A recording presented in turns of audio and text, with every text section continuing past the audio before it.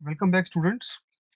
आज हम 7वें खंड की बात कर रहे हैं रियल एस्टेट वैल्यूएशन के ऊपर। तो जिसमें कि 9 मार्क्स की थ्योरी है और 26 मार्क्स का केस स्टडी भी आ सकता है।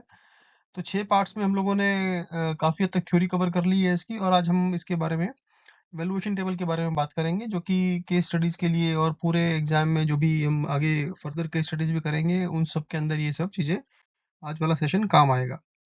तो ये पूरा सिलेबस है। ये ऑलरेडी हम यहाँ तक का चैप्टर यहाँ तक, ये पार्ट 6 तक हम पहले 6 पार्ट्स में कवर कर चुके हैं। तो अगर आपने पार्ट 6 तक नहीं देखा है और आप सीधा जंप कर रहे हैं पार्ट 7 में, तो प्लीज़ आप अपना समय खराब कर रहे हैं। तो पहले आप पार्ट 1 से लेके पार्ट 6 तक देखिए, उसके बाद आप इस सेशन पे आइए। अदरवाइज़ आपको कोई बेनिफिट नहीं होगा, कुछ भी समझ नहीं आएगा।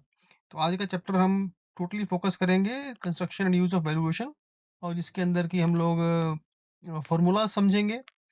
उसके बाद हम उसको एक एग्ज़ाम्पल की फ़ॉर्म में देखेंगे, उस फ़ॉर्मूले की एप्लीकेशन, और हम फिर उसको एक्सेल शीट से भी उसको यूज़ करके सीखेंगे कि एक्सेल से हम दोनों तरीके से सिखाएँगे आपको, कि एक्सेल के अंदर आप बेसिकली आप जो फंक्शन रहता है, जैसे फ्यूचर वैल्यू, प्रेज़ेंट वैल्यू का फंक्शन आप कैसे अप्लाई कर सकते हैं।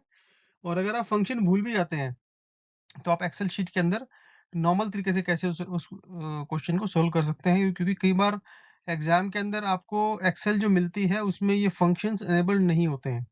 तो वो किस्मत की बात है आपकी, जो सिस्टम पे आप बैठे हैं वहां पर आपको वो एनेबल कर रहे हैं नहीं कर रहे हैं। मेरे केस में मुझे फंक्शंस नहीं मिले थे, तो लेकिन मेरे कुछ स्टूडेंट्स हैं जिन्होंने मुझे बताया कि उनको फंक्शन अनेबल्ड एक्सेल शीट मिल जाती है।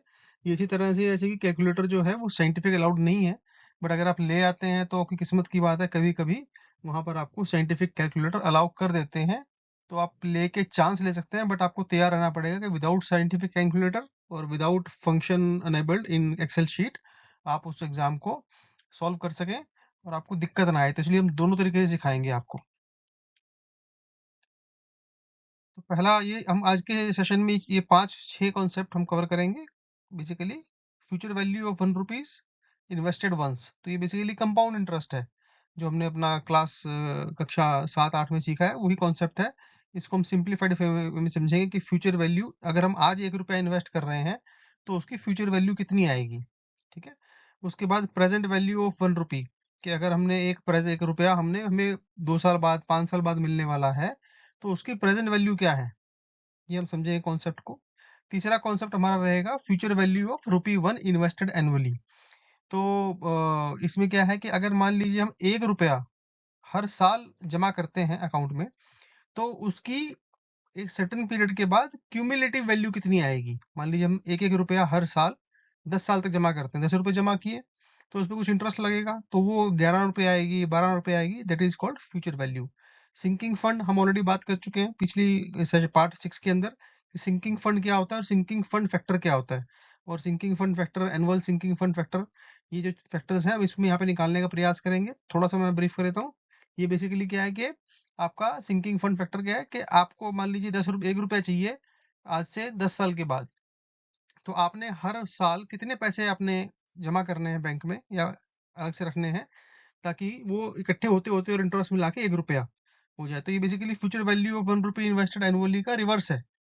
करेक्ट। यहाँ पर क्या, हम 1 रुपया हर साल जमा कर रहे हैं, फिर वैल्यू कितनी मिलेगी आपको। वहां पर क्या, हमें भविष्य में 1 रुपया चाहिए, और हमें कितने पैसे जमा करने हैं हर साल, ताकि हमें भविष्य में एक सर्टेन पीरियड के बाद 1 रुपया हमारा इकट्ठा हो जाए और वो हमारा टारगेट अचीव हो जाए। That is called sinking fund और सिंकिंग फंड फैक्टर। तो present value of 1 rupee invested annually. अब इसमें क्या है कि दो चीजें ये बड़ी इंपॉर्टेंट है, ये कि आपको एक एक तो होता है सिंगल रेट, एक होता है डुअल रेट। तो सिंगल रेट क्या है, सिंपल आपको कैपिटलाइजेशन रेट दे दिया और आपने 1 रुपया आप हर साल आपको मिलने वाला है। करेक्ट। मान लीजिए अगले 10 साल तक एक एक रुपया आपको मिलेगा, तो 10 रुपये मिलेंगे। तो उसकी प्रेजेंट वैल्यू क्या आएगी, वो निकालने का सीखेंगे इसमें आज के सेशन में हम, नॉर्मल कैलकुलेटर से भी और एक्सेल से भी। और साथ में अगर आपका 1 रुपया आपको मिलने वाला है और साथ में आपको उसके अंदर कुछ पैसे एलोकेट करने हैं, कि आपको मान लीजिए दस दस साल तक आपको 1 रुपया मिलने वाला है फॉर एग्जाम्पल। करेक्ट। तो आपको उसके अंदर से कुछ फंड्स निकालने हैं अपने सिंकिंग फंड के लिए। मान लीजिए 10 साल के बाद आपको 1 रुपया चाहिए सिंकिंग फंड। तो ये भी सेकंड, दो चीजें मिक्स हो गई यहाँ पे आपकी। मैं रिपीट कर रहा हूँ, 1 रुपया आपको मिलने वाला है हर साल, और फिर आपको 10 साल तक मिलेगा, और 10 साल बाद आपको 1 रुपया रखना है अलग से, कि आपको सिंकिंग फंड जो बेसिकली क्रिएट करना है for repair renovation of house या मेंटेनेंस जो भी है उसके लिए अलग से करना है। तो अगर ये कैपिटलाइजेशन रेट और सिंकिंग फंड फैक्टर दो फैक्टर दे रखे हैं आपको, तो आपको प्रेजेंट वैल्यू निकालनी है उस केस में। तो उस केस में जो ये कैश फ्लो फ्यूचर में आने वाला है उसकी जो प्रेजेंट वैल्यू बनेगी वो हम निकालेंगे। और सिंस हम इसमें दो फैक्टर यूज करेंगे, कैपिटलाइजेशन रेट और सिंकिंग फंड फैक्टर, तो ये डुअल रेट कहलाता है। तो इसको भी हम समझने का प्रयास करेंगे कि किस तरह से ये हम इसको यूज करते हैं। पहला कॉन्सेप्ट समझते हैं, इसको देखिए, future value of ₹1 invested once. तो ये बेसिकली फ्यूचर वैल्यू वाला बड़ा कंफ्यूजन लगता है, लेकिन इसको सिंप्लीफाइड फॉर्म में समझिए आप। ये कुछ नहीं है, कंपाउंड इंटरेस्ट है, कि आपने आज 1 रुपया जमा कर दिया, तो 5 साल बाद अगर मान लीजिए 5% का इंटरेस्ट है, तो 10 साल के बाद कितना आपको पैसा मिलने वाला है? 1 रुपया आपने रखा आज, 10 साल तक उसके अंदर 5% हर साल इंटरेस्ट मिलने वाला है, तो आपको 10 साल बाद कितना होगा? सिंपल कंपाउंड इंटरेस्ट का फॉर्मूला है, तो आप इसको ऐसे याद रखिए, future value of single cash flow is nothing but compound interest formula. तो इसमें कोई रॉकेट साइंस नहीं है, कोई आपको एक्सेल में भी ज्यादा काम करने की जरूरत नहीं है, कोई इसका फंक्शन यूज करने की जरूरत नहीं, बिल्कुल सिंप्लीफाइड है, जो हमने अपनी क्लास कक्षा 7 एंड 8 में सीखा हुआ है। तो वो क्या होता है कि अगर हमने एक प्रिंसिपल अमाउंट रखा आज, पी है मान लीजिए, और रेट ऑफ इंटरेस्ट जो उसका है वो आर है, इसको डेसिमल, इसको इसको डालना है डेसिमल में आपने यहाँ पे इस फॉर्मूले के अंदर, और एन नंबर ऑफ ईयर्स हो गया आपका। तो अगर है तो ये फॉर्मूला हमने सीखा होगा कक्षा के अंदर। तो इसको मैं ऐसे ग्राफिकल प्रेजेंटेशन में सिखा समझाता हूँ, कि मान लीजिए आज हम जीरो पीरियड पे हैं यहाँ पे। अगर आपको जब भी आप ये सॉल्व करें, ये ग्राफ बना के अगर कागज पे बनाएंगे तो आपके लिए क्वेश्चन बड़ा आसान हो जाएगा। तो अभी क्या है देखिए, हम आज ये जीरो वैल्यू पे है, तो प्रिंसिपल यहाँ पर है कि आज हमारे पास मान लीजिए 1 रुपया है।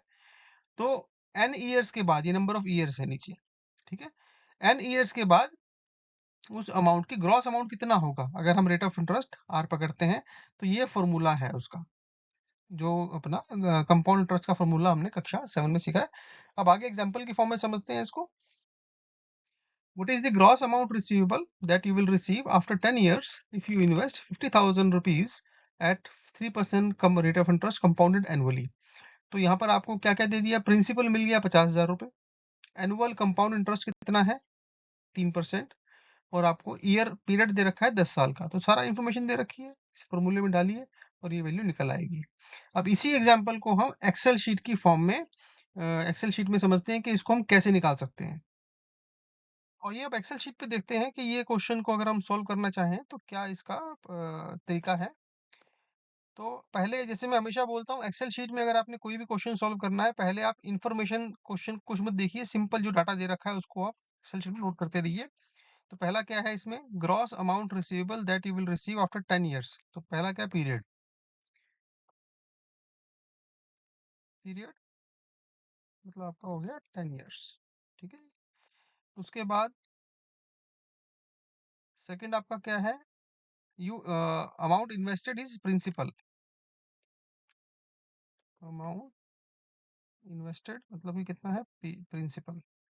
पीरियड को आप इसमें एन भी कह सकते हैं।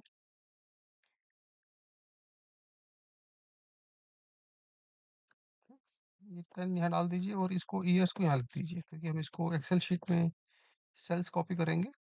उसके बाद ये आपका हो गया 50,000 रुपये, एक, एक दो तीन, तो 50,000 रुपया हो गया, rupees, INR, Indian national rupees में हो गया। उसके बाद तीसरा चीज क्या दिया हुआ है, rate of interest, compound rate of interest, compound rate of interest, are.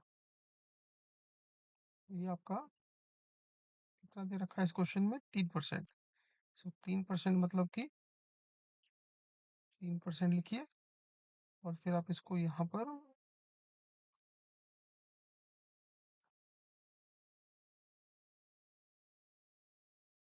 0.3, ठीक है, या फिर 3% में डाल सकते हैं अगर आप चाहें तो, दोनों चीज हो जाएगी, इसमें कोई दिक्कत नहीं है, ठीक है। तो अब इस सिंपली, सिंस ये कंपाउंड इंटरेस्ट का फॉर्मूला है और हमें निकालना क्या है, ये एनुअल इंटरेस्ट है, ये भी आप नोट कर लीजिए, कई बार मंथली इंटरेस्ट दे देता है, क्वार्टरली इंटरेस्ट दे देता है, तो ये भी आपने इसको ध्यान, एनुअलाइज इंटरेस्ट है। अब क्या निकालना है आपको, gross amount receivable after 10 years। तो आपको बेसिकली फ्यूचर वैल्यू निकालनी है, 10 साल के बाद कितनी निकलनी है। या फिर मैं इसी भाषा में लिखता हूँ, gross amount receivable after 10 years। तो ये क्या हो गया, फ्यूचर वैल्यू है बेसिकली। ठीक है, फ्यूचर वैल्यू हमें ये निकालना है इसके अंदर। अब ये देखिए, इसमें कंपाउंड इंटरेस्ट का फॉर्मूला बड़ा सिंपल है, इसलिए इसको फंक्शन में आप कभी मत जाइए, एक्सेल शीट में फंक्शन में जाइए, सिंपल आप इसको रखिए। तो ये क्या है, future value which is like a. तो यहाँ पर फॉर्मूला क्या है, प्रिंसिपल, ये सिलेक्ट कीजिए, इक्वल टू लिख के ये सिलेक्ट कीजिए इस सेल को, और फिर मल्टीप्लाई, ये सिंबल है, ये सिलेक्ट कीजिए, मल्टीप्लाई, ब्रैकेट ऑन, लिखिए 1 प्लस रेट ऑफ इंटरेस्ट, उठा लीजिए यहाँ से। ठीक है, उसके बाद raise to power n, n कितना है आपका, ये वाला सेल।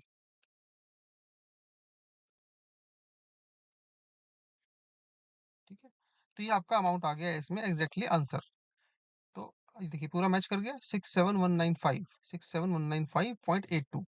तो अब ये आपको आंसर मिल गया। अब इसमें मजे की बात क्या है, अगर मान लीजिए आपने ये एक क्वेश्चन सॉल्व कर लिया एग्जाम में, इसको आप अपना डेस्कटॉप पे सेव कर लीजिए।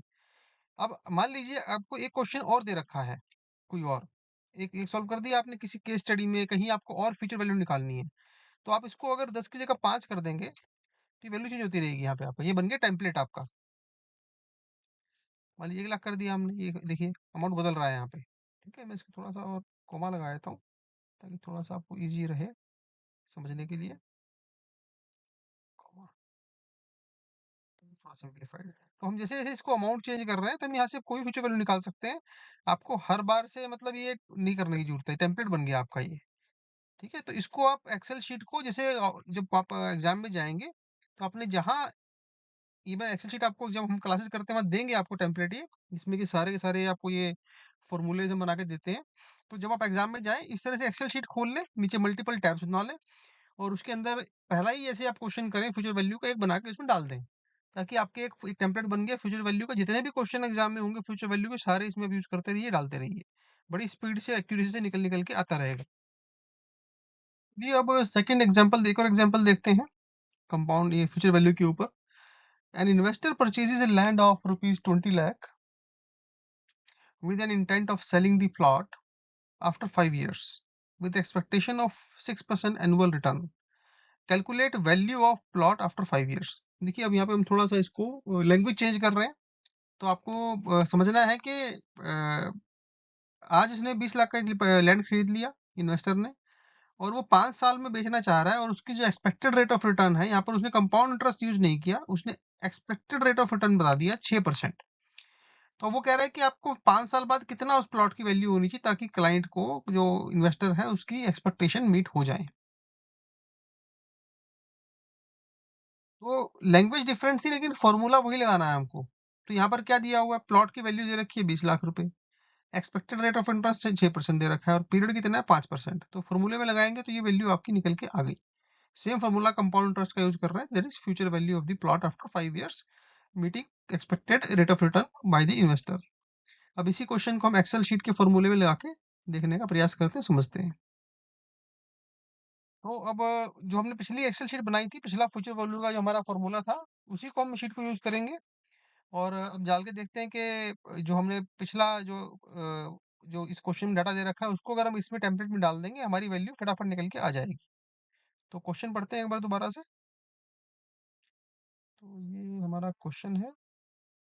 तो इसके अंदर प्रॉपर्टी की वैल्यू कितनी है आपकी, 20 लाख रुपए। ठीक है, यहाँ पर हम जो अमाउंट है वो डालते हैं 20 लाख रुपए, 0 1 2 1 2 3।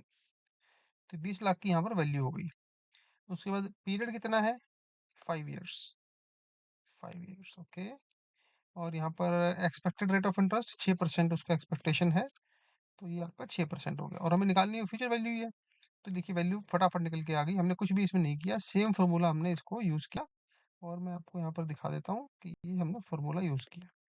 तो सेल B4 मतलब कि ये वाला आपका प्रॉपर्टी, पहले वैल्यू मतलब प्रिंसिपल, ये फॉर्मूला मैंने यहाँ भी डाल रखा है आपको इजी कन्वीनियंस के लिए कि ये B4 सेल में जो है प्रिंसिपल है आपका यहाँ पे। उसके 1 प्लस रेट ऑफ इंटरेस्ट जो कि 6% है यहाँ पे आर, ये आपका हो गया, और रेज टू पावर B3 मतलब 5 ईयर्स। तो जब इसमें निकालेंगे फॉर्म डालेंगे तो ये वैल्यू निकल के आती है, और जो कि आपके एग्जाम्पल के सॉल्यूशन से मीट करती है। देखिए 26,76,451, 26,76,451, तो ये बिल्कुल आपका मैच करता है यहाँ। चलिए फ्यूचर वैल्यू कॉन्सेप्ट समझने के बाद हमने अब नेक्स्ट जो बेसिक कॉन्सेप्ट है कि प्रेजेंट वैल्यू ऑफ 1 रुपी, कि हम अगर 1 रुपया हमें मिलने वाला है मान लीजिए 5 साल 10 साल 20 साल के बाद, तो उसकी प्रेजेंट वैल्यू क्या होगी, उसके कॉन्सेप्ट को समझने का हम यहाँ पे प्रयास करते हैं। तो बेसिकली ये फॉर्मूला है आपका, जिसे पहले मैं ग्राफ से समझते हैं कि हमारे पास एक मान लीजिए सी हमारा अमाउंट है जो हमें मिलने वाला है एक after n years, may be 10 years 15 years. तो और रेट ऑफ इंटरेस्ट जो है कैपिटलाइज्ड, जो एक्सपेक्टेड रेट ऑफ इंटरेस्ट है वो आर है यहाँ पे। तो ये फॉर्मूले में डालिए, ये सी एन आर ऐसे ग्राफ बनाइए। तो आज की डेट में जीरो, उस पे हमें जो प्रेजेंट वैल्यू निकालनी है उसको हम निकालेंगे यहाँ पे। तो PV is equal to PVC is equal to C divide by 1 plus R raise to power n, जबकि ठीक है। और ये आपका ये फॉर्मूला है प्रेजेंट वैल्यू का, और ये अगर हमें एक स्पेसिफिक अमाउंट दे रखा है, ये तो हो गया 1 रुपए का, अगर हमें 1 रुपया का निकालना है उसके लिए फॉर्मूला ये है, क्योंकि सी इज इक्वल टू 1, अगर हम 1 रुपए का निकालेंगे तो present value is equal to 1/1 plus R raise to power n. इसका मतलब क्या है, 1 रुपया हमें एन ईयर्स के बाद मिलना है, और एक्सपेक्टेड रेट ऑफ इंटरेस्ट हमारा R% है। तो आज की डेट में उसकी 1 रुपए की वैल्यू कितनी होगी, अगर हमें वही 100 रुपए की वैल्यू निकालनी है तो मल्टीप्लाई बाय 100 कर देंगे, मतलब कि सी, तो उसकी हमारी 100 रुपीज की प्रेजेंट वैल्यू आज की डेट में निकल आएगी। इसको हम एग्जाम्पल के फॉर्म में समझते हैं और फिर उसको एक्सेल शीट के अंदर भी देखेंगे। The example of what is the present value of an agriculture land let out for 30 years. Assume value of plot after 30 years will be 16 lakh and ROI expected is 5%. तो देखिए अब 30 साल के बाद प्रॉपर्टी की वैल्यू कितनी होने वाली है, 16 लाख रुपए, वो दे दी हमें सी, पिछला फॉर्मूला हमने देखा था। Expected rate of interest which is mention in the question is 5%, correct. So ये 5% हमें लिखना है यहाँ पे। और उसके बाद नंबर ऑफ ईयर्स कितने हैं, 30 साल बाद वो बेच सकता है, तो ये वैल्यू 30 साल बाद की है। तो अब ये पूछ रहा है कि प्रेजेंट वैल्यू निकालिए इस एग्रीकल्चर लैंड की, जो कि ऑनर जो है 30 साल बाद बेच सकता है इस वैल्यू पे, और ये एक्सपेक्टेड रेट ऑफ इंटरेस्ट है। तो फॉर्मूले में डालेंगे तो ये वैल्यू निकल आएगी 3.7 लाख। देखिए कितना डिफरेंस है, कहाँ 16 लाख रुपए और कहाँ 3.5 लाख रुपए। तो आज की वैल्यू उसकी 3.5 लाख रुपए की, 3,70,000 रुपए की उसकी वैल्यू है। तो अब इसी क्वेश्चन को हम इसी एग्जाम्पल को हम एक्सेल शीट की फॉर्म में समझने का प्रयास करते हैं। तो ये हमारी एक्सेल शीट खोल ली हमने। देखिए टेम्पलेट में मैंने ये बना रखा है टेम्पलेट, जो हम क्लास में हम मिलेंगे, जो बच्चे मेरी क्लास को हम हमारी ऑनलाइन क्लास में आएंगे उसको हम ये टेम्पलेट दे देंगे, और आप अपना सेव कर सकते हैं अपने पास फर्दर प्रैक्टिस के लिए। तो जैसा कि अभी हमने बना रखा है present value single single rate, right, single cash flow. तो अब पहले हम लिखेंगे डाटा गिवन। मैं हमेशा बोलता हूँ कि नंबर डाटा क्वेश्चन को पढ़िए, डाटा लिखिए पहले उसमें से। तो नंबर ऑफ पीरियड कितना है आपका, पीरियड मतलब कि एन आपका हो गया 30 साल, वो लिखिए पहले आप, ठीक है। उसके बाद आपका प्लॉट वैल्यू, आपकी future value of plot, future value of plot, मान लीजिए सी इसको हम डाल रखा है। तो ये कितना है, 16 लाख रुपीज, 16 लाख रुपए। इसमें कॉमा लगा दीजिए और डेसिमल रिमूव कर दीजिए इसका, और ये आपका INR के अंदर है। उसके बाद rate of interest, expected ROI, expected ROI ये कितना है आपका, 5%, एनुअल ROI ऐसे लिख दीजिए। डाटा बन गया पूरा आपका। अब क्या निकालना है आपको, present value of land, present value of land. देखिए पहले हम सिंप्लीफाइड उससे करेंगे, फिर मैं आपको यही चीज फंक्शन से दिखाऊंगा कि अगर आपके पास जो एक्सेल शीट मिली और किस्मत अच्छी है और फंक्शन यूज कर सकते हैं, आप इसको बिना फॉर्मूला लगाए भी इसको वैल्यू को निकाल सकते हैं। तो हम दो मेथड से इस क्वेश्चन को सॉल्व करेंगे विद इन एक्सेल। तो पहले हम इस फॉर्मूले को लगाते हैं बेसिकली। जो हमने फॉर्मूला ये इधर दे रखा है, देखिए ये फॉर्मूला इधर दिया हुआ है जो हमने प्रेजेंटेशन में देखा है। Present value is equal to 1 divide by bracket, एक और ब्रैकेट लगा दीजिए, 1। तो पहले इसको ऐसा करते हैं थोड़ा सा, और मैं इसको थोड़ा मैं सिंप्लीफाई करके स्लो कर रहा हूँ। पहले करते हैं present value of ₹1 after 30 years। ठीक है जी, पहले ये निकालते हैं।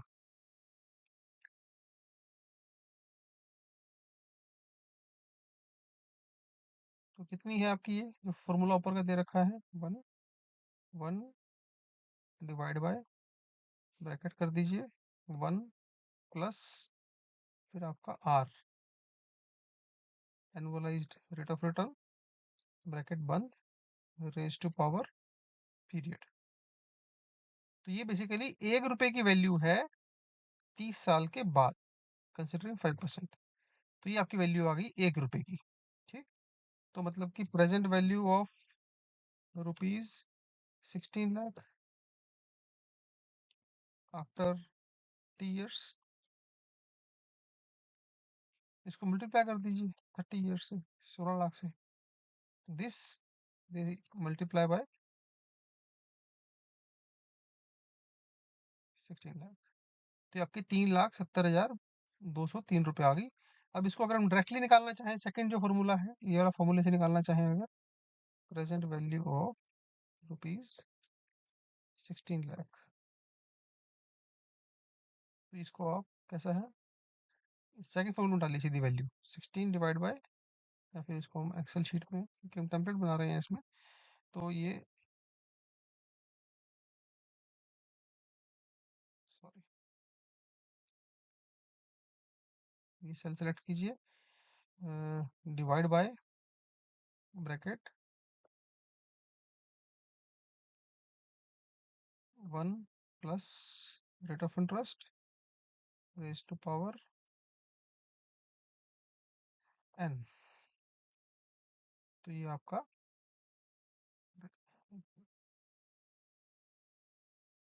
एक ब्रैकेट रह गई इसमें, तो एक ब्रैकेट को डालते हैं आप।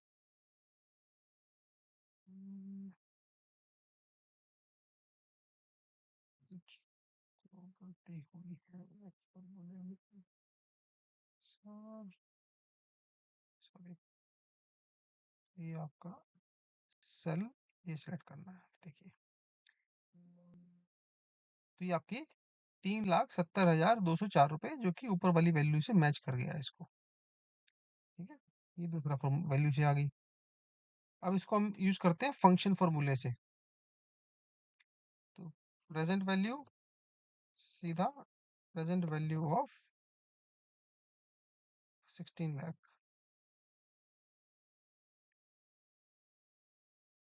तो इसको आपने क्या यूज करना है, देखिए फंक्शन दिया हुआ है पीवी। जैसे ही आप खोलेंगे इसके अंदर आपको फंक्शन खुलाएगा, फिर आपको ब्रैकेट खोलनी है। जैसे ही आप ये ब्रैकेट टाइप करेंगे आपको खुद पूछेगा ये रेट। तो रेट कितना है, आपको कैपिटलाइजेशन रेट, तो रेट मतलब कि 5%, ये सिलेक्ट कर लीजिए। उसके बाद नंबर, आपका जो NPER मतलब पीरियड, नंबर ऑफ ईयर्स, तो आपका ये वाला सेल सिलेक्ट कर लीजिए आप। उसके बाद पीएमटी को आपने ब्लैंक रखना है, इसमें कुछ नहीं लिखना है, इसको छोड़ दीजिए। कुछ ब्लैंक करते ही इसी नेक्स्ट कोमा डाल दीजिए यहाँ पे। नेक्स्ट पूछ रहा है फ्यूचर वैल्यू, तो फ्यूचर वैल्यू यहाँ पे कितनी है, 16 लाख रुपए की। 30 साल बाद कितनी वैल्यू होने वाली है, 16 लाख रुपए। ठीक है, और उसके बाद आखिरी वाला जो कॉलम होता है वो 0 या 1। तो बेसिकली 99% केस में जीरो ही आएगा। आप उसको जब भी क्वेश्चन आए उसको आप जीरो ही लिखिए, करेक्ट। लेकिन मैं समझा देता हूँ कि मतलब क्या है कि बिगिनिंग ऑफ द पीरियड और एंड ऑफ द पीरियड। तो ये पूछ रहा है कि जो 16 लाख रुपए मिलने वाले हैं वो आपको 30वें साल के अंत में मिलेंगे या 30वें साल के शुरुआत में मिलेंगे, मतलब 29 साल खत्म होते ही मिल जाएंगे, मतलब 29 साल एक दिन हुआ तो मिलेंगे। तो अगर ऐसा मिलने वाला है तो आपको 1 करना पड़ेगा। बट नॉर्मली हम जब 30 साल बोल रहे हैं तो आपको ये एग्जाम के, आईबीबी एग्जाम परस्पेक्टिव से ये हमेशा एंड ही होता है मेजोरिटी केसेस में, अनटिल अनलेस वो स्पेसिफिकली लिख दिया है उसने एग्जाम में अगर साइलेंट है आप उसको अंत में मानिए और जीरो लिखिए, अगर कंफ्यूजन है। अगर वो स्पेसिफिकली लिख रहा है कि 30वें साल के शुरुआत में मिलने वाले हैं, अगर उसने बोल दिया, तो फिर आपको इसमें ये 1 पकड़ना है, यहाँ पर इस 1 लिखना है, बट मेजॉरिटी केस में यहाँ पे 0 आएगा। 0 लिखिए और मानिए एंटर। कितना आ गया? 3,70,203 रुपए 92 पैसे। तो बिल्कुल आपका मैच कर गया। इसमें आपने एक ध्यान रखना है कि ये साइन आपका हमेशा नेगेटिव आएगा, इसलिए आप सिंबल से इसको मत करिएगा, आप सिंबल से कंफ्यूज मत कीजिएगा। तो ये आपकी वैल्यू आपकी आ गई तीसरी। तो देखिए हमने 3 तरीके से इस क्वेश्चन को निकाला एक्सेल के अंदर, और तीनों फॉर्मूले से आपका ये सेम वैल्यू आ रहा है। तो अब बात करते हैं कि future value of 1 rupee invested annually. अब ये तक हमने समझा कि एक future value of 1 rupee invested today, present value of 1 rupee invested in future. अब हम इसको सीरीज ऑफ पेमेंट की बात कर रहे हैं कि अगर हम हर साल एक एक रुपया, जैसे कि आज हम जीरो ईयर पे खड़े हैं, तो पहले साल हमने 1 रुपया जमा किया, दूसरे साल, तीसरे साल, तो एन नंबर ऑफ ईयर्स के बाद हमें कितना वैल्यू मिलने वाला है, तो इसको एपीए भी कहते हैं। इसको शॉर्ट फॉर्म अगर आप टर्मिनोलॉजी याद करेंगे तो ये जीपी सीरीज का समीशन है बेसिकली। आपको अगर ज्योमेट्रिक प्रोग्रेशन आपको याद है अगर, तो 1 rupee invested in N years is nothing but GP series. तो आप अगर स्कूल डेज याद करेंगे तो हमने जीपी सीरीज ऑलरेडी पढ़ा हुआ है, तो उसको उस चीज से याद रखिए कि फॉर्मूला आपको ड्राइव याद करने रट्टा मारने की जरूरत नहीं है। जीपी सीरीज का अगर निकालना आता है तो वहां से ये फॉर्मूला ड्राइव हो जाएगा, जो कि ये जीपी सीरीज है, उसका सम अगर निकालेंगे तो ये ऐसे निकलता है, और उसको सिंप्लीफाई करेंगे तो ये निकलता है, और यही फॉर्मूला है। तो वैसे आपको डेरिवेशन आप याद रखिए, भूलेगा नहीं कभी भी आप।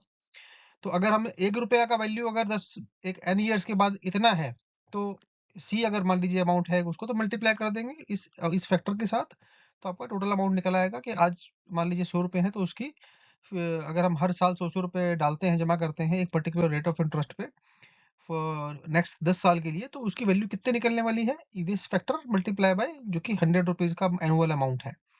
तो इसको अब हम एग्जाम्पल के रूप में समझते हैं, और फिर इसको हम एक्सेल शीट के अंदर भी देखेंगे। तो मान लीजिए person saves 10,000 rupees annually for 30 years and invest it at 7% interest. What will be the gross capital yield at the end of 30 years?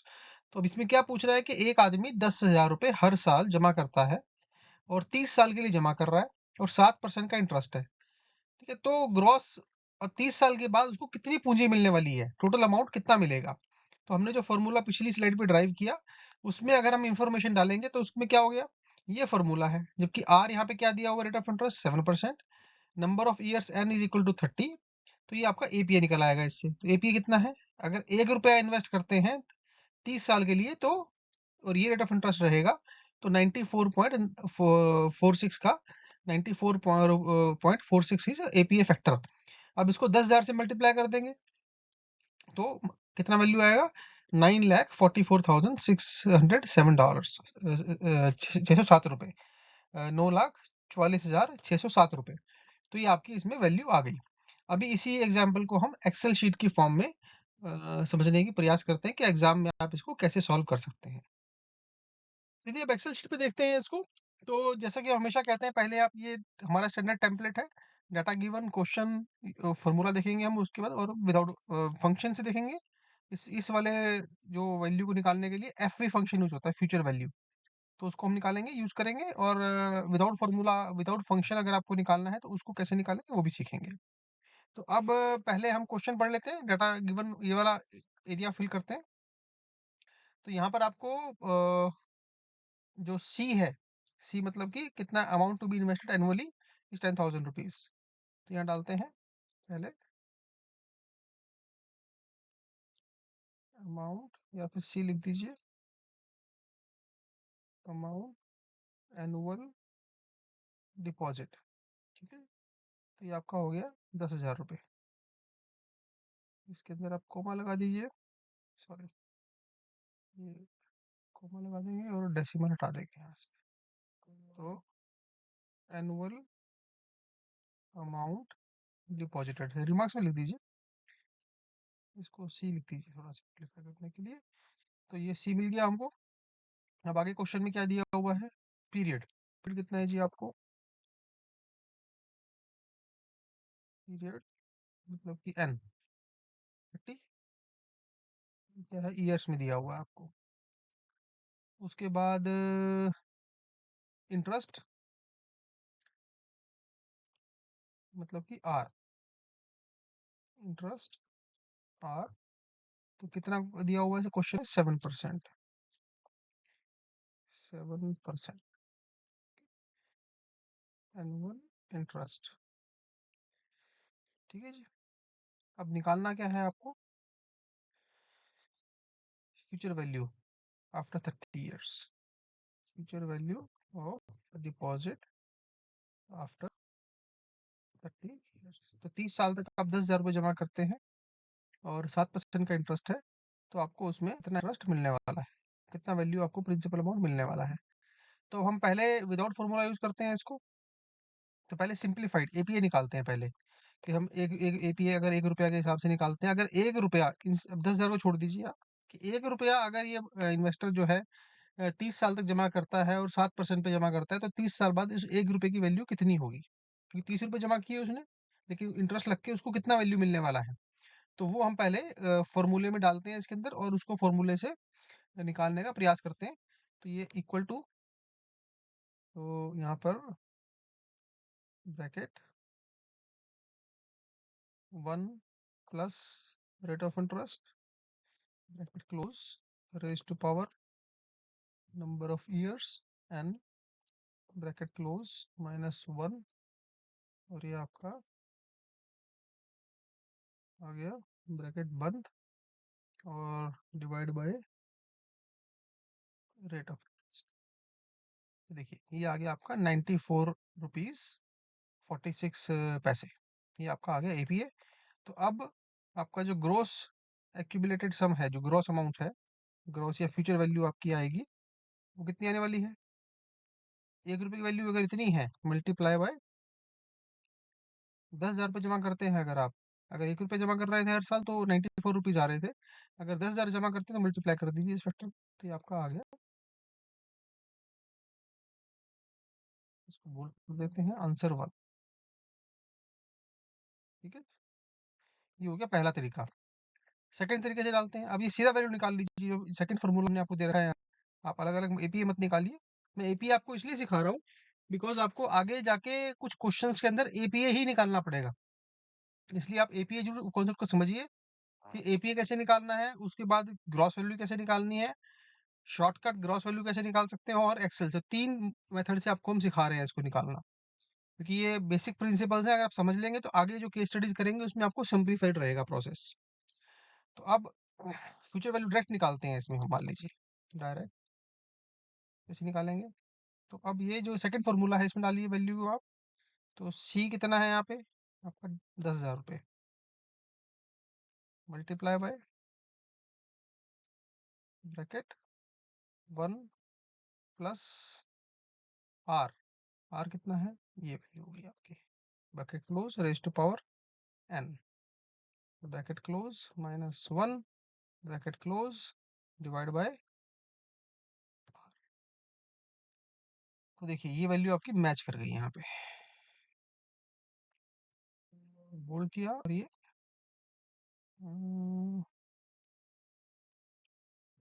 हो गया आंसर 2। ये दोनों मैच कर गए। अब तीसरा हम देखते हैं फंक्शन के रूप में, कि इसको अगर हम फंक्शन से निकालते हैं तो फंक्शन कौन सा यूज करना है आपको?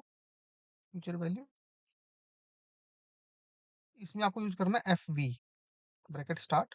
देखिए दोबारा से पूछ रहा है रेट, तो पहला हम ये इसमें एक्सेल शीट जो टेम्पलेट हम आपको देंगे ऑनलाइन क्लासेस में, इसमें लिखा हुआ है सारा चीज आपको। तो ये रेट ऑफ इंटरेस्ट कितना है इसमें आपको पहला डालना है, रेट रेट ऑफ इंटरेस्ट, ये सेल सिलेक्ट कर लीजिए।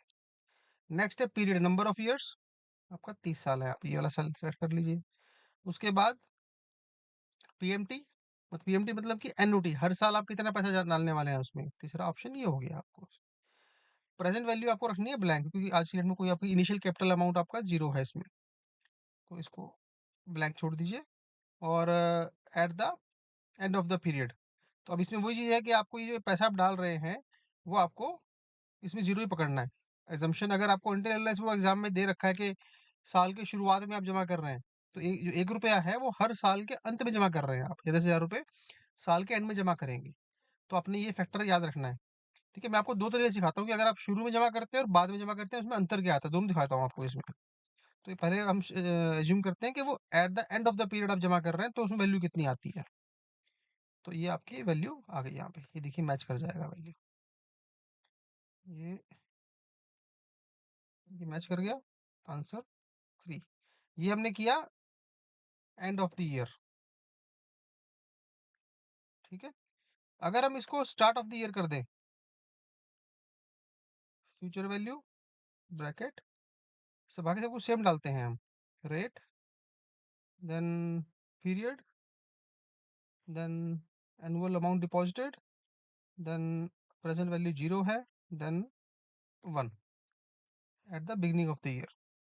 तो देखिए ये अंतर आया। तो सिर्फ हमने इसमें जो अमाउंट है बिगिनिंग ऑफ ईयर, तो हमने अभी जो साल के अंत में पैसा डाला था उसको हमने सिर्फ एक चीज किया कि हमने साल के अंत में ना डाल के साल के शुरू में डाल दिया। तो इतना करने से देखिए कितना डिफरेंस आ गया वैल्यू में। तो ये कंफ्यूजन नहीं करना है आपने, इसलिए मैंने आपको ये समझाने के लिए किया है इसको। लेकिन अगर अगर वो एग्जाम में दे रखा है स्पेसिफिकली कि वो 10,000 रुपये शुरुआत साल के शुरुआत में डाल रहे हैं तो आपने करना है। और अगर वो साइलेंट है तो आपने एंड ऑफ द ईयर ही मान के उसको 0 ही डालना है। ये सिंकिंग फंड फैक्टर एक बार दोबारा से देखते हैं यहाँ पे, क्योंकि हम सारे वैल्यूएशन टेबल देख रहे हैं। इसका हम एग्जाम्पल यहाँ पर नहीं देखेंगे क्योंकि थोड़ा सा कॉम्प्लिकेटेड है, इसको हम एग्जाम्पल के रूप में बाद में देखेंगे। वैल्यूएशन टेबल के रूप में नहीं देखेंगे यहाँ पे, थोड़ा सा अगर यहाँ देखेंगे बहुत कंफ्यूज हो जाएगा। सिर्फ एप्लीकेशन के एंगल से मैं कॉन्सेप्ट को रिएटरेट कर रहा हूँ, और आप वेट कीजिए जब हम उचित समय आएगा तो हम वैल्यूएशन टेबल करेंगे, इनकम अप्रोच टू वैल्यूएशन करेंगे, वहां पर हम इसको देखेंगे सिंकिंग फंड फैक्टर को एप्लीकेशन कैसे है, क्योंकि थोड़ा सा कॉम्प्लिकेटेड है इसलिए अभी टच नहीं करेंगे इसको। थ्योरी दोबारा से रिएटेड कर लीजिए। तो सिंकिंग फंड क्या है, बेसिकली वो अमाउंट जो हमें एक स्पेसिफाइड पीरियड के बाद चाहिए। मान लीजिए 10,000 रुपये, 20,000 रुपये, हमें लगता है कि ये मशीन है या कार है या घर है, इसको 10 साल के बाद हमें रिपेयर करने की आवश्यकता पड़ेगी और एक लमसम 50,000 रुपये की रिक्वायरमेंट है। तो उसको एक वो जो 50,000 रुपये एक सर्टेन अमाउंट एक स्पेसिफाइड पीरियड के बाद चाहिए for any specific purpose, that is called sinking fund. Absolute terms में ये रुपयों में आएगा, ठीक है। उसके सिंकिंग फंड फैक्टर क्या है, वो जो अमाउंट हमें चाहिए एक सर्टेन पीरियड के बाद, हर साल हम कितना पैसे को अलग रखें कि 50,000 रुपये चाहिए 10 साल के बाद, कि हम 4,000 रुपये, 5,000 रुपये हर साल कितना एक आरडी खोल दें या कुछ अलग से कुछ जमा कर दें कहीं पे, ताकि वो इकट्ठे होते होते 50,000 रुपये हो जाए। तो वो जो कितना पैसा आपको चाहिए उसको बेसिकली कहेंगे सिंकिंग फंड अमाउंट फैक्टर से मल्टीप्लाई करेंगे। और अगर 1 रुपया चाहिए 10 साल के बाद तो सिंकिंग फंड फैक्टर निकालेंगे कितने पैसे आप जमा करेंगे। तो ये फॉर्मूला है उसका, ठीक है। ये फॉर्मूला आपको याद रखना पड़ेगा। इसको हम एप्लीकेशन कैसे है वो एक्सेल शीट में देखेंगे बाद में। और ये आपका देखिए थोड़ा सा एग्जाम्पल की फॉर्म में समझा रखा है कि मान लीजिए हम आज 0 साल पे खड़े हैं और हम हर साल एक जीएसएफ जमा करते हैं, ठीक है। हर साल हम इसमें एक पैसा डाल रहे हैं इसमें। तो साल के एंड में आपको कितना इसमें आपको सीएसएफ मिलने वाला है, करेक्ट। तो आपने ये अमाउंट आप यहाँ से इसको निकाल सकते हैं कि जीएसएफ बेसिकली क्या है कि हर साल आप कितना जमा करेंगे। ये जीएसएफ है, अगर ये निकालना है आपको, ये क्वेश्चन में पूछेगा आपसे ग्रॉस सिंकिंग फंड जो कितना निकालना है आपको एनुअल बेसिस पे। तो ताकि आपको जो कैपिटलाइज सिंकिंग फंड आपको मिलने वाला है एक स्पेसिफाइड पीरियड के बाद वो इतना मिल जाए। तो अगर ये दे रखा है और नंबर ऑफ ईयर्स दे रखे हैं और अमाउंट दे रखा है तो आप एनुअल अमाउंट निकाल सकते हैं, ठीक है। अगला कॉन्सेप्ट जो वैल्यूएशन टेबल में है वो है present value of 1 rupee invested annually. तो हमने अभी पीछे क्या देखा था कि हम 1 रुपया हर साल जमा करते हैं तो हमें उसकी फ्यूचर वैल्यू क्या है। ये उसका अपोजिट है कि आपको हर साल 1 रुपया मिलने वाला है अगले 10 साल, 20 साल, 30 साल, 50 साल के लिए, एन नंबर ऑफ ईयर्स के लिए। तो उसकी अगर आप बोलेंगे नहीं नहीं मुझे मतलब मिलने वाला है, लेकिन उसकी प्रेजेंट वैल्यू क्या है, क्योंकि इन्फ्लेशन का इम्पैक्ट भी है। तो उसकी प्रेजेंट वैल्यू इक्विवेलेंट वैल्यू कितनी है, तो उसको बेसिकली हम यहाँ पर निकालेंगे और इसको सिंप्लीफाइड फॉर्म में भाषा में कहते हैं यील्ड परचेज या फिर ईयर परचेज। ये दोनों तीनों टर्मिनोलॉजी एक ही है, present value of 1 rupee invested annually. तो इसका फॉर्मूला आपका ये है।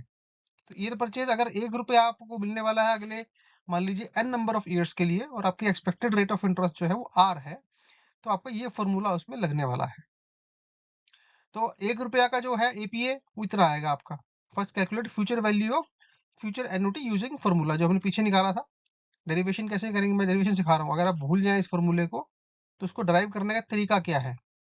तो जैसे मान लीजिए 1 रुपया निकलने वाला, 1 रुपया आपने जमा किया, आपको 1 रुपया मिलने वाला है, तो उसका फ्यूचर वैल्यू कितना होगा, मतलब 30 साल बाद उसकी वैल्यू कितनी आएगी, एपीए जो हमने निकाला था पीछे एपीए। ठीक है, उसका फॉर्मूला हमने पीछे सीखा था, सम जेपी सीरीज का टोटल, वो आप निकल गया। अब वो टोटल वैल्यू आपकी बन गई, मान लीजिए जो भी एपीए वैल्यू है, मान लीजिए एक स्पेसिफाइड नंबर ऑफ ईयर्स के बाद से एन नंबर ऑफ ईयर्स के बाद आपको 1 रुपए की इतनी वैल्यू मिलने वाली है एपीए। अब उसको हमने अब पकड़ रखा है कैपिटलाइजेशन, हमने पिछले सेशन में सीखा था, क्लास पार्ट 6 के अंदर सीखा था कि आपको एक सर्टेन ऑफ अमाउंट अगर एन नंबर ऑफ ईयर्स के बाद मिलने वाला है, तो उसकी प्रेजेंट वैल्यू कितनी है, उसको डिवाइड करना पड़ेगा 1 + r capitalization plus raise to power n। तो ये फॉर्मूला आ गया, इसको आप डालेंगे इसमें, इसको सिंप्लीफाई करेंगे तो ये फॉर्मूला निकल आएगा। तो अगर आपको जीपी सीरीज निकालनी आती है, जीपी सीरीज का सब निकालना आता है विच इज एपीए, और आपको जो हमने पिछले सेशन में सिखाया था कैपिटलाइज कैसे करना है, सिंगल रेट कैपिटलाइजेशन वैल्यू निकालनी है, प्रेजेंट वैल्यू निकालनी है एक एक पर्टिकुलर कैश फ्लो की, तो वो फॉर्मूला अगर आपको आता है तो आप ये सिंप्लीफाइड जो ये यील्ड परचेज का फॉर्मूला है इसको ड्राइव कर सकते हैं, आपको याद रखने की जरूरत नहीं है। ये तो हो गया नंबर ऑफ ईयर्स के ऊपर। अगर मान लीजिए यहाँ पर एन परपेचुअल इनकम है, एन मतलब कि अनलिमिटेड नंबर ऑफ ईयर्स है, तो ये 99 ईयर्स की लीज है, ये 99 ईयर्स का उसमें एन नंबर 99 ईयर्स दे रखा है, तो आपका सिंपल फॉर्मूला है, कुछ नहीं करना आपको इसमें, 1/r। ईयर परचेज ये फॉर्मूला आप छोड़ दीजिए इसको, ये सिंपल है 1/r। अगर मान लीजिए 99 ईयर्स है, 1/99, सॉरी 1/r जो आपका है, मान लीजिए 3% का रेट ऑफ इंटरेस्ट है, 99 ईयर्स की लीज दे रखी है, तो ईयर छोड़ दीजिए, 1/0.03 आपका वो ईयर परचेज आ जाएगा सिंप्लीफाइड। इसमें छोटा सा एक कैच ये है कि अगर मान लीजिए वो 50 साल से ऊपर दे रखा है नंबर ऑफ पीरियड, तो अगर आप ये वाला अप्रोक्सीमेट फॉर्मूला भी यूज करेंगे तो आपको नियर बाय एक्यूरेट वैल्यू निकल आएगी ईयर परचेज की। बट अगर क्वेश्चन के जो आंसर्स हैं वो बहुत नियर बाय हैं, बहुत क्लोज हैं, तो आपको फिर ये फॉर्मूला यूज करना पड़ेगा। अगर वो डिफरेंस है दोनों में, क्वेश्चंस के आंसर्स में, ईयर परचेज में थोड़ा थोड़ा डिफरेंस है, तो आप उसको ये वाला फॉर्मूला यूज करके एक अप्रोक्सीमेट अमाउंट तुरंत निकाल सकते हैं, ज्यादा समय खराब किए बिना। और प्रॉपर्टी वैल्यू कितनी आएगी, अगर 1 रुपए की वैल्यू इतनी है तो सी की वैल्यू इतनी आएगी उसकी, जो उसमें अगर आप सी अमाउंट आपको हर साल मिलने वाला है। तो एग्जाम्पल की फॉर्म में समझते हैं इसको। Residential house yields net annual income of ₹3। ठीक है, if income ceases after 40 years which is future life of the building, तो 40 साल बोल रहा है कि remaining future life of the building है, 40 साल की बिल्डिंग की लाइफ बची हुई है और हर साल 3,000 रुपए आपको आ रहे हैं। तो अब 7% का रेट ऑफ इंटरेस्ट पकड़ के प्रेजेंट वैल्यू क्या है, तो पहले हमेशा मैं बोलता हूँ डाटा लिखिए, डाटा गिवन, आपको सी दिया है, मतलब एनुअल जो पैसा मिलने वाला है, annual rent, net annual rent 3,000 रुपए। Future life of the building is मतलब पीरियड, 40 साल तक मिलेगा 3,000 रुपए, बिल्डिंग खत्म हो जाएगी तो फिर ये रेंट आना बंद हो जाएगा आपको। आपने एज्यूम करना है कि वो रेंट स्टैंडर्ड रहेगा, यहाँ कंफ्यूज नहीं होना कि हर साल रेंट बढ़ेगा आपका, इस तरह के एग्जाम में क्वेश्चन नहीं आएंगे, सिंप्लीफाइड रहेगा वो चीज। तो सिंपली रहेगा, 3,000 ही एज्यूम करना है आपने, सेम ही है, इसलिए कंफ्यूज नहीं होना है। 40 साल का पीरियड हो गया और 7% का इंटरेस्ट हो गया। जो हमने फॉर्मूला पीछे देखा था उसमें अगर आप डालेंगे APA divide by 1 + r⁻n yield purchase, तो ये फॉर्मूला हमने देखिए दोबारा ड्राइव किया है यहाँ पे। तो 13 रुपए 32 पैसे की वैल्यू आती है 1 रुपए के हिसाब से ईयर परचेज की। तो उसकी प्रेजेंट वैल्यू कितनी है, अगर 1 रुपया उसको मिलता है अगले 40 साल के लिए 7% के इंटरेस्ट पे, तो उसकी प्रेजेंट वैल्यू 13 रुपए 32 पैसे है।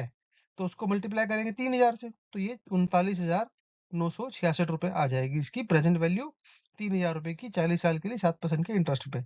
अब इसी एग्जाम्पल को हम एक्सेल शीट की फॉर्म में समझने की कोशिश करते हैं। तो आइए अब इसी क्वेश्चन को हम एग्जाम्पल को एक्सेल शीट की फॉर्म में समझने का प्रयास करते हैं। तो जैसा कि मैं हमेशा कहता हूँ कि टेम्पलेट में पहले डाली डाटा गिवन। तो ये हमारा क्वेश्चन में हमें क्या क्या दिया हुआ है, एनुअल रेंट, रेंट कितना दिया हुआ है, नेट नेट रेंट रादर, ठीक है, 3,000 रुपये, और ये एनुअल नेट रेंट हो गया आपका। इसके अंदर आप कॉमा लगा दीजिए रुपये को, ताकि पता रहे अपने को ये रुपयों में है। उसके बाद इसको आप चाहें तो अगर सी भी लिख सकते हैं, फॉर्मूला में हमें इजी रहेगा।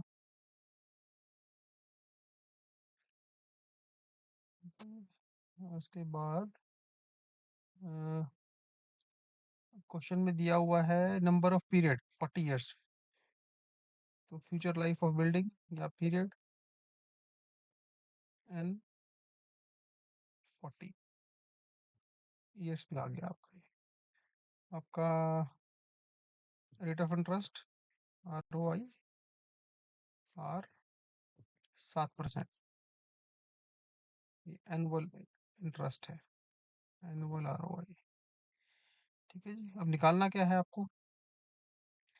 Present value, present value of ₹3000 to be received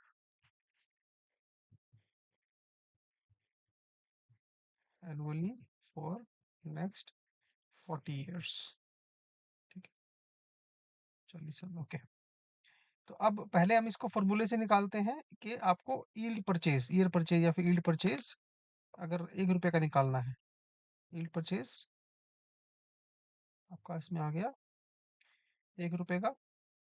फॉर्मूले में डालते हैं जो फॉर्मूला हमने सीखा डेरिवेशन ऊपर, ये वाला फॉर्मूला देखते हैं। पहले हम देखते हैं यहाँ पे यील्ड परचेज एग्जैक्ट अमाउंट से, एग्जैक्ट अमाउंट से अगर आपको निकालना है, एग्जैक्ट फॉर्मूले से निकालना है तो कितना आएगा देखिए। तो आपका ये फॉर्मूला है, ब्रैकेट स्टार्ट करते हैं, 1+r⁴n ब्रैकेट बंद -1 ब्रैकेट बंद डिवाइड बाय r।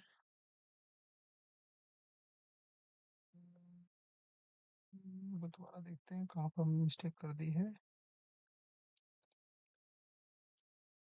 d6⁴n। अच्छा, इसको मैं एक्चुअली हमने इसको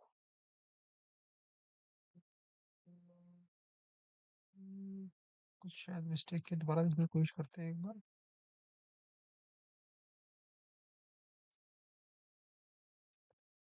1 - 1 डिवाइड बाय 1+r⁴n ब्रैकेट बंद ब्रैकेट बंद और ब्रैकेट बंद।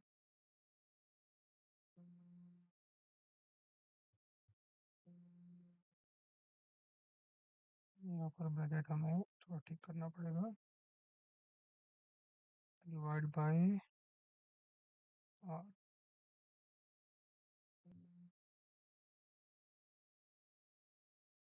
तो गलती कर रहे हैं हम।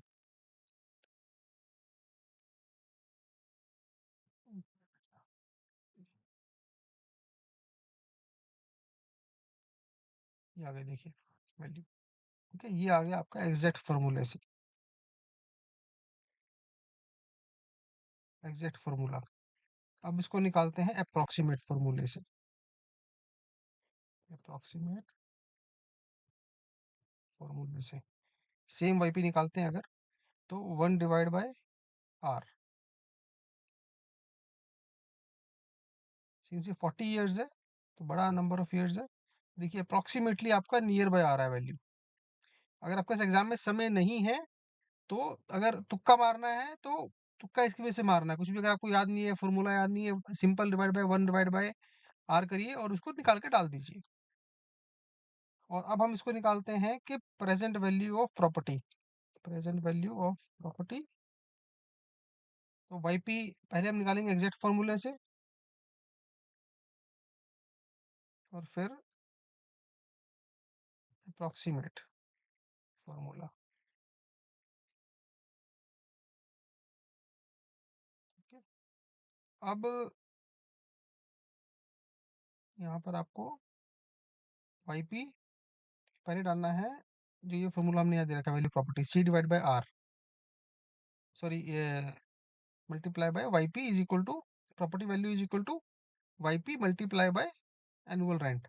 तो एनुअल रेंट आपका ये आ गया मल्टीप्लाई बाय वाईपी। तो ये आपका आ गया 39,995 रुपये, जो कि हमारा एग्जाम्पल के अंदर भी ये आ रहा था 39,966 रुपये। तो अप्रॉक्सीमेटली आपका ये वैल्यू मैच कर रहा है यहाँ। क्योंकि हम यहाँ पर पूरा एग्जैक्ट अमाउंट निकाल रहे हैं एक्सेल शीट में, इसलिए थोड़ा सा डिफरेंस आ रहा है कुछ रुपयों। तो आपका ये, अगर आप इसको इंस्टेड 13.33 लेंगे तो ये आपका देखिए कम हो गया, ठीक है, या फिर 13.32 कर देंगे तो ये पूरा मैच कर गया, 39,966 रुपये, क्योंकि 13.22 हमने वैल्यू पकड़ा था उसका। तो अप्रोक्सीमेट करते हैं उसको, तो रखते हैं फॉर्मूला। अब नेक्स्ट, अगर हम इसको डालते हैं, मान लीजिए अप्रोक्सीमेट फॉर्मूले से निकालते हैं, तो कितना अंतर आ रहा है देखिए, आप मैं दिखाता हूँ आप। 3,000 रुपये हर साल मिलने वाले हैं, और आपका ये परचेज हो गया इतना, तो 42,000 रुपये। तो मतलब कि मोटा मोटा आपका नियर बाय आ रही है वैल्यू। ये आपको मैं इसलिए बता रहा हूँ कि अगर 50 साल से कम है समय, और आपके पास समय कम है, अगर जो क्वेश्चन में पीरियड 50 साल से कम है और समय बिल्कुल कम है, तो तुक्का मारना है तो ये वाला फॉर्मूला यूज करके फटाफट निकाल सकते हैं। बट 50 साल से अगर कम है तो ये मत यूज कीजिएगा, इसमें एरर होने की संभावना ज्यादा है। अब इसको समझिए, मान लीजिए हम इसको 99 ईयर्स कर देते हैं, यहाँ पे देखिए मैं यहाँ तो मैजिक आपको, ये देखिए, अगर 99 ईयर्स कर देते हैं इसको, तो ये जो ईयर परचेज है, एग्जैक्ट फार्मूला और अप्रोक्सीमेट फार्मूला, इन दोनों से बिल्कुल देखिए एक्यूरेट आ रहा है, 14.27, 14.29। तो ईयर परचेज भी सेम आ रहा है, और ये वैल्यू भी अप्रोक्सीमेटली सिर्फ 50 रुपए का अंतर आ रहा है वैल्यू के अंदर। तो ये ब्यूटी है। अगर इसको हम कर देते हैं मान लीजिए 60 साल, देखिए तो भी ये काफी हद तक नजदीक आ रहा है। तो जितना ईयर बढ़ेगा उतना ज्यादा इसमें, अगर 99 ईयर के लिए कर देंगे तो बिल्कुल मैच कर गया, देखिए ये 1,000 साल के लिए कर दिया, या 500 साल के लिए कर दिया इसको हमने, तो जितना पीरियड भरेगा उतना ये बिल्कुल मैच कर जाएगा। 99 ईयर्स पे आपको ये बिल्कुल सटीक आता है, आपको कोई एग्जैक्ट फॉर्मूला यूज करने की जरूरत नहीं है, आपका बिल्कुल एक्यूरेट आएगा। अगर 50 साल से ऊपर है, मान लीजिए 70 साल डाल दिया आपने यहाँ पे, तो भी ये नियर बाय आपको एक्यूरेट आता है काफी हद तक। तो तुक्का मारने के लिए आपको सही है उसके अंदर। और 50 साल से अगर नीचे जाएंगे तो फिर आपको इसमें डिफरेंस आएगा। 50 साल में देखिए डिफरेंस आता है आपको, 50 साल पे अभी आपको नियर बाय आ रहा है, लेकिन जितना पीरियड कम होगा, अगर आपने मान लीजिए 10 साल डाल दिया 10 साल, तो ये डिफरेंस बहुत ज़्यादा आएगा देखिए। तो ये आधा आधा फर्क पड़ गया। तो इसलिए अगर पीरियड कम है तो अप्रोक्सीमेट फार्मूला मत यूज कीजिए, एग्जैक्ट फार्मूला यूज कीजिए। अगर 99 ईयर्स पे है तो आप उसको अप्रोक्सीमेट यूज कीजिए, और अगर 50 साल से ऊपर है तो भी आप अप्रोक्सीमेट यूज कर सकते हैं, एक रफ आइडिया निकालने के लिए। अब इसको समझते हैं कि ये तो हमने समझा कि अब मान लीजिए आपके पास ये जो एग्जामिनर ने बोल दिया कि पहले 10 साल में जो है, इसको हम समझते हैं फंक्शन से। और फंक्शन की यूटिलिटी, अगर आपको स्टेट दे रखा है, अगर आपको फॉर्मूला हर साल सेम अमाउंट दे रखा है कि साहब हर साल 3,000 रुपये मिलने वाले हैं, तो मैं आपको रेकमेंड करूंगा यही वाला एक्सेल शीट आप यूज कीजिए। कभी कभी हो सकता है एग्जामिनर आपको बोल दे कि साहब आपका जो वैल्यू है, वो जो रेंट है ये 3,000 रुपये, उसमें एक रेंट इंक्रीमेंट क्लॉज है, मान लीजिए कि साहब 5 साल पहले, 5 साल में आपको, एग्जाम्पल डाल देता हूँ मैं, मान लीजिए पहले 10 साल आपको मिलेगा 3,000 रुपये, ठीक है। नेक्स्ट 10 ईयर्स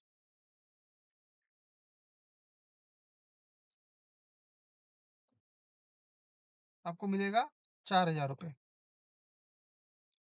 फिर नेक्स्ट 10 ईयर्स आपको मिलेंगे 5,000 रुपये फ्लैट। और लास्ट 10 ईयर्स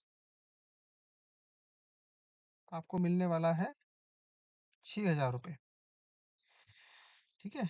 तो मान लीजिए इस तरह केस आपको आ जाता है कि रेंट आपका बढ़ रहा है, कैश फ्लो जो है आपका बढ़ रहा है, तो आपके पास कोई चॉइस नहीं है, आपको ये एनपीवी फंक्शन यूज करना ही पड़ेगा, करेक्ट। लेकिन अगर मान लीजिए छोटा पीरियड है, 2 4 5 10 साल तक का है, तो आपको मैं एक एनपीवी फंक्शन सिखा रहा हूँ, और ये फॉर्मूला आप भूल भी जाएं तो एनपीवी फंक्शन से आप निकाल सकते हैं, बड़ा सिंप्लीफाइड है। तो present value single annuity single rate, में नीचे लिखा हुआ है, दोबारा लिखता नहीं हूँ मैं इसको, प्रेजेंट वैल्यू। तो यहाँ पे फॉर्मूला आपने यूज करना है एनपीवी ब्रैकेट, तो पहले डालना है रेट ऑफ इंटरेस्ट, सिंपल है, इसमें कुछ भी नहीं करना है आपको। तो मान लीजिए 3 साल की निकालनी है आपको, तो फिर आप 3 साल डाल दीजिए इसमें। तो पहले इसमें वैल्यू क्या दे रखी है आपको इसमें, अब ये आपका हो गया, पहले हम आंसर निकालते हैं इसी क्वेश्चन का। तो पहले साल की वैल्यू 1, देखिए नीचे वैल्यू 1 आ रहा है, वैल्यू 2, ठीक है, वैल्यू 3, कॉमा डालिए, वैल्यू 4, कॉमा, वैल्यू 5। छठे साल में कितना मिलेगा, 7वें साल में कितना मिलेगा, 8वें साल में कितना मिलेगा, 9वें साल, ऐसे करते करते 40 साल का आप इसमें डाल दीजिए वैल्यू।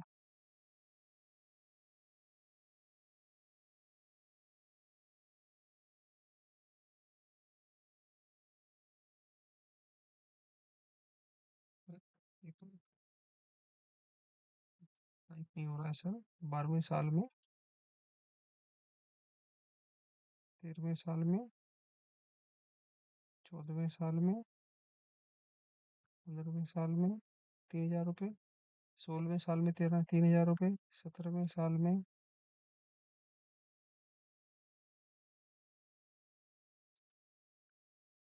18वें साल में, 19वें साल में 3,000 रुपये, 20वें साल में 3,000 रुपये, 21वें साल में,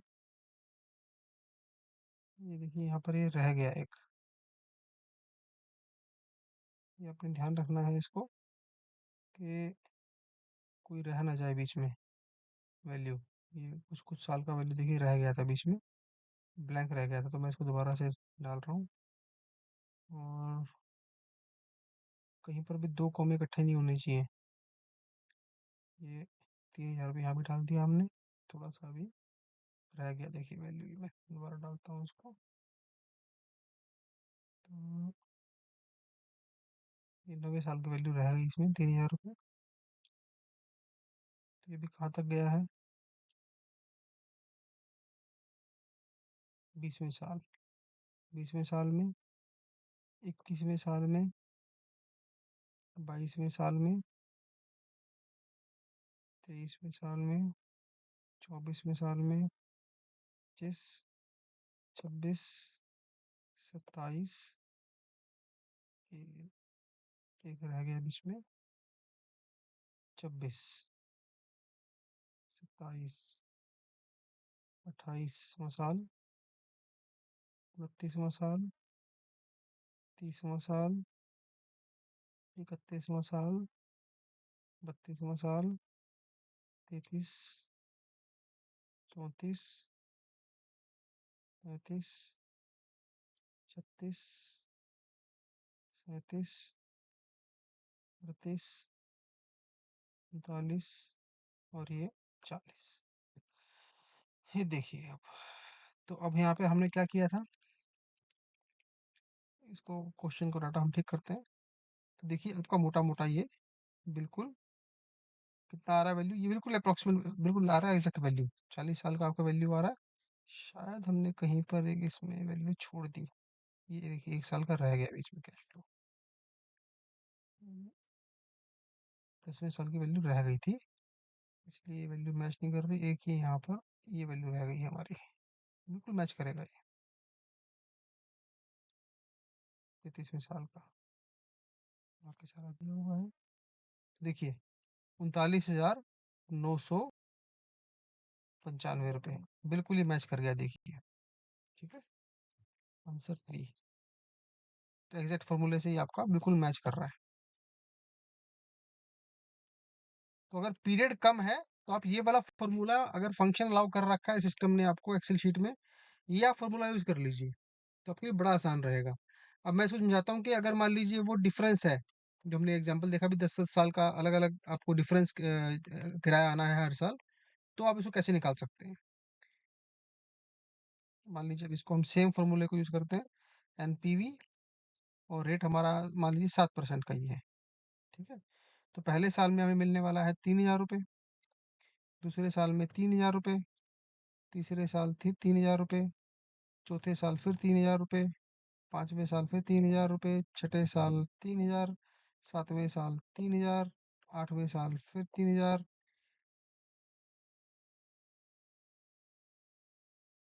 फिर 9वें साल फिर ये हो गया 9वें साल, और ये 10वें साल। अब 11वें साल से मिलेंगे 4,000 रुपये, तो 11 से 20 तक मिलेगा 4,000 रुपये।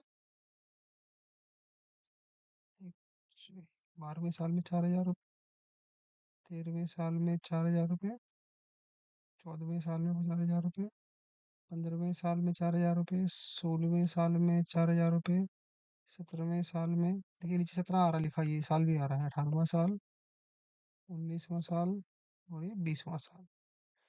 अब 21वें साल से उसको मिलेंगे 5,000 रुपये, 5,000 रुपये। 22वें साल में 5,000, 23वें साल में 5,000, 24वें साल में 5,000, 25वें साल में 5,000, 26वें साल में 5,000, 27वें साल में 5,000, 28 में 5, ये एक साल रह गया बीच में देखिए, 27 में 5, 28 में फिर 5, 29 में फिर 5 और 30 में 5। अब 31वें साल से उसको मिलेंगे 6,000 रुपये। 31 साल, 32 साल, 33 साल, 34 साल, 35 साल, 36 साल, 37, 38, 39 और ये 40। ब्रैकेट करिए बंद। ये आपकी वैल्यू आ गई। कुछ तो इसमें गड़बड़ हुआ है, तो एक बार अच्छा देखिए, इसमें हम रेट ऑफ इंटरेस्ट भूल गए डालना। बेसिकली जो रेट था वो आएगा 7%, ये आ गया। तो ये 39,499 रुपये का आपको इसमें वैल्यू आ गई, अगर ये रेंट बढ़ रहा है। तो ये आपको कोई सिखाएगा नहीं, ये बता रहा हूँ आपको। अगर आपको इस तरह का कॉम्प्लिकेट क्वेश्चन आ जाता है कि साहब हर साल का जो आपको पैसा मिलना है, जो कैश इनफ्लो है, रेंट है, वो अलग अलग है, तो आपको ये फंक्शन यूज ही करना पड़ेगा, और यूज करके फिर आप उसकी वैल्यू निकाल सकते हैं, अदरवाइज बड़ा कॉम्प्लिकेटेड है इसको निकालना। चलिए अब आज के सेशन का हम लास्ट कॉन्सेप्ट डिस्कस करते हैं, जो कि काफी इंपॉर्टेंट है। और इसमें कि हम एस एफ एफ को हमने जो पीछे समझा था, एस एफ एफ क्या होता है, सिंकिंग फंड फैक्टर। तो उसकी अगर एप्लीकेशन करनी है तो उसके साथ आप कैसे इसको यूज कर सकते हैं। तो अब हम सिंकिंग फंड फैक्टर को भी यूज करेंगे। और अगर कैपिटलाइजेशन रेट दे रखा है और सिंकिंग फंड फैक्टर दो रेट दे रखे हैं, और आपको प्रेजेंट वैल्यू निकालनी है एनुअल कैश फ्लो की, तो उस केस में आपको वैल्यू कितनी आएगी। तो बेसिकली यहाँ पे capitalize value to of right to receive ₹1 per annum for n years considering remunerative rate of interest of IC. तो आपने ये ध्यान रखना है, रेम्युनरेटिव रेट ऑफ इंटरेस्ट, ये तो हो गया कैपिटलाइजेशन रेट ऑफ इंटरेस्ट आपका। और annual sinking fund factor to recoup 1 year ₹1 after n year with recoupment rate of IS। तो आपको इसमें दो रेट रहेंगे, एक तो रहेगा रिकूपमेंट रेट और एक रहेगा रेम्युनरेटिव रेट। तो आपने ध्यान रखना है, रिकूपमेंट रेट हम यूज करेंगे एसएफएफ रेट निकालने के लिए, एसएफएफ फैक्टर या एएसएफ फैक्टर निकालने के, एनुअल सिंकिंग फंड फैक्टर निकालने के लिए, या फिर सिंकिंग फंड फैक्टर जो रहेगा उसको निकालने के लिए हमने यूज करना है रिकूपमेंट रेट। और हमने जो प्रॉपर्टी की वैल्यू निकालनी है उसके लिए यूज करना है रेम्युनरेटिव रेट। तो दो रेट ऑफ इंटरेस्ट है। अब इसको एग्जांपल की फॉर्म में समझते हैं। पहले फॉर्मूला हमने सीखा हुआ है, ये हमने पता है कैसे निकालना है एएसएफ। और यील्ड परचेज का सिंपल है इसमें, एसएफएफ अगर दे रखा है तो आपने 1/, जो रेम्युनरेटिव रेट प्लस एसएफएफ, इन दोनों को प्लस कर लीजिए और डिवाइड करके वैल्यू आ जाएगी, वो आपकी आ जाएगी यील्ड परचेज ड्यूअल रेट। ये सिंपलीफाइड है, और उसको मल्टीप्लाई कर दीजिए एनुअल कैश फ्लो के साथ, तो आपकी ये रेट ऑफ इंटरेस्ट वहां से ये वैल्यू निकल के आ जाएगी। अब उसको एग्जांपल के फॉर्म में समझते हैं। Advice on purchase price of fully developed rental building yielding net rent of ₹18,000 per year. Basically एक बिल्डिंग है जो कि हर साल नेट रेंट 18,000 रुपये आपको दे रही है। Expected rate of return is 10%। ठीक है जी। रेम्युनरेटिव रेट ऑफ इंटरेस्ट आपको 10% दे दिए यहाँ पे। फ्यूचर लाइफ 50 साल की दे दी बिल्डिंग की। Adopt rate of recoupment of capital at 4%। तो ये रिकूपमेंट अगर यहाँ पे आ गया तो मतलब आपका एसएफएफ लगने वाला है। तो आपको डाटा क्या दे रखा है इसके अंदर, नेट एनुअल रेंट दे दिया 18,000 रुपये, एक्सपेक्टेड ROI आईसी 10%, और recoupment rate IS is equal to 4%, और पीरियड आपका 50 साल है। तो इस वीडियो थोड़ा सा पॉज कीजिए, इसको सॉल्व करने की कोशिश कीजिए अपने आप से, फिर आप वीडियो में आगे बढ़िएगा। और अभी हम इसका सॉल्यूशन देखेंगे, उसके बाद कैलकुलेटर से निकालना सीखेंगे, उसके बाद इसको एक्सेल शीट से भी मैं सिखाऊंगा, using function and using normal जो फॉर्मूला है उसके हिसाब से भी। तो पहले हम निकालेंगे इसमें एसएफएफ, जो फॉर्मूला हमने सीखा उसमें वैल्यू डालनी है। 4% दिया हुआ, 50 साल दे रखा है, तो उसमें एसएफएफ कितना आएगा, 0.0065। 4 डेसिमल तक निकालिए इसको कम से कम आप, क्योंकि ये पैसों में आने वाला है। डुअल रेट 1/, जो आपका ये आईसी दिया हुआ है क्वेश्चन में 10%, और यहाँ से हमने रिकूपमेंट रेट निकाल दिया, ये एसएफएफ निकाल दिया, इसको प्लस कीजिए 0.10 प्लस दिस रेट, ये आपका आ गया यील्ड परचेज। और नेट एनुअल इनकम से उसको मल्टीप्लाई कीजिए, तो आपकी ये वैल्यू 1,69,000 रुपये, ₹2 आपकी इसमें अप्रोक्सीमेटली इसमें वैल्यू आ जाती है। अब इसी क्वेश्चन को हम एग्जाम्पल को एक्सेल शीट की फॉर्म में समझने की कोशिश करते हैं। तो चलिए अब उसी एग्जाम्पल को हम एक्सेल शीट में समझने का प्रयास करते हैं कि एक्सेल में कैसे उसको सॉल्व करना है क्वेश्चन को। तो मैंने इजी कन्वीनियंस के लिए वो जो स्क्रीनशॉट है स्लाइड का यहाँ डाल दिया, फॉर्मूला हमें दिखता रहे, यहाँ पे हम याद रख सकते हैं उसको। तो पहले हमें लिखना है डाटा गिवन, क्वेश्चन में डाटा क्या क्या दे रखा है। तो क्वेश्चन खोलिए। अब इसमें हमें दे रखा है annual net rent. Net rent कितना है? 18,000 रुपये।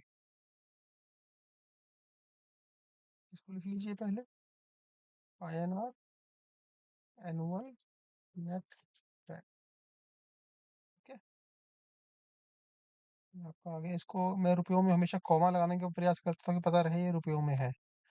और ये 18,000 दे दिया आपने। उसके बाद एक्सपेक्टेड रेट ऑफ रिटर्न 10%। तो ये आपका क्या है? मतलब कि रेम्यूनरेटिव, रेम्यूनरेटिव ROI। ठीक है, तो ये आपका IC बेसिकली यहाँ पे आ गया आपका 10%। वैसे IC डाल दीजिए आप, IC। ये बेसिकली रिमार्क्स में इसमें डालता हूँ बाकी पता रहे अपने को। एनुअल हो गया ये, एनुअल ROI, एनुअल ही पकड़ना है। उसके बाद आपका रिकूपमेंट रेट, क्वेश्चन में क्या दिया हुआ है, और उसके बाद period, future life of building period of 50 years. Period मतलब कि N50। और चौथा दे रखा है आपको रिकूपमेंट कैपिटल, रिकूपमेंट रेट, रिकूप रेट मतलब कि IC। ये कितना है? 4%। तो डाटा ये सारा मिल गया आपको। अब निकालना है present value of the building. ये आपको क्वेश्चन में से निकालना है। तो पहले फॉर्मूला निकालते हैं। तो हमने जैसे पिछले उसमें सीखा था कि SFF निकालते हैं पहले। तो फॉर्मूला SFF के क्या है? रिकूपमेंट रेट। मैं इसको यहाँ पे ये कॉलम बड़ा कर देता हूँ थोड़ा सा।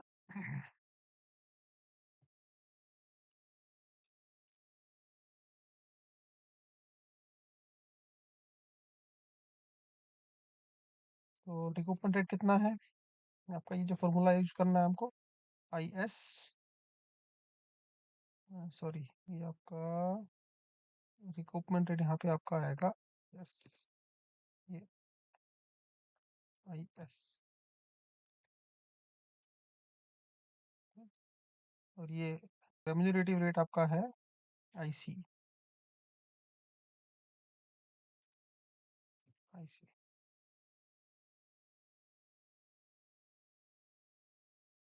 इक्वल टू, अब IS divide by bracket 1 plus IS raise to power period. ये वाला सेल सेलेक्ट कर लीजिए आप, जिसमें 50 लिखा है, ब्रैकेट बंद, -1 ब्रैकेट बंद। ये वैल्यू आ गई आपकी 0.00655, बिल्कुल एक्यूरेट वैल्यू आ गई आपकी। उसके बाद यील्ड परचेज, तो वो क्या है? Equal to 1 divide by bracket open, IC आपका इसमें कितना है? Plus SFF। ये आपका आ गया यील्ड परचेज। तो वैल्यू ऑफ एसेट कितनी है आपकी इसमें? नेट इनकम NOI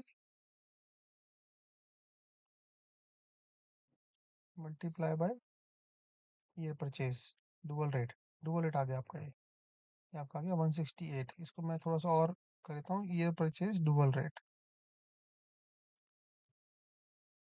ठीक है, ये थोड़ा सा इसको बड़ा कर देते हैं यहाँ पे, इसको थोड़ा सा यहाँ कर देते हैं। तो देखिए ये वैल्यू आपकी इसमें आ गई। इसको हम डेसिमल हटाते हैं यहाँ से, ताकि हम इसको मैच कर सकें कि हमारा क्वेश्चन में आंसर क्या आया था। अब ये हमारा आंसर है यहाँ पे, देखिए 169, 1,69,000, और यहाँ पे कितना 168,934। तो ये आपका आंसर 1। ठीक है, चलिए अब इसी क्वेश्चन को हम लोग फंक्शन फॉर्मूले से निकालने की कोशिश करते हैं कि अगर फंक्शन से, अगर एक्सेल शीट में फंक्शन फॉर्मूला लगाना है और आप किस्मत वाले हैं और फंक्शन अनेबल्ड हैं उसमें, तो आप कैसे करेंगे?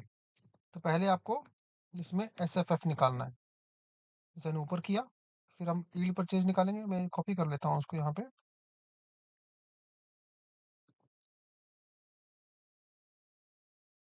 एस एफ एफ हो गया।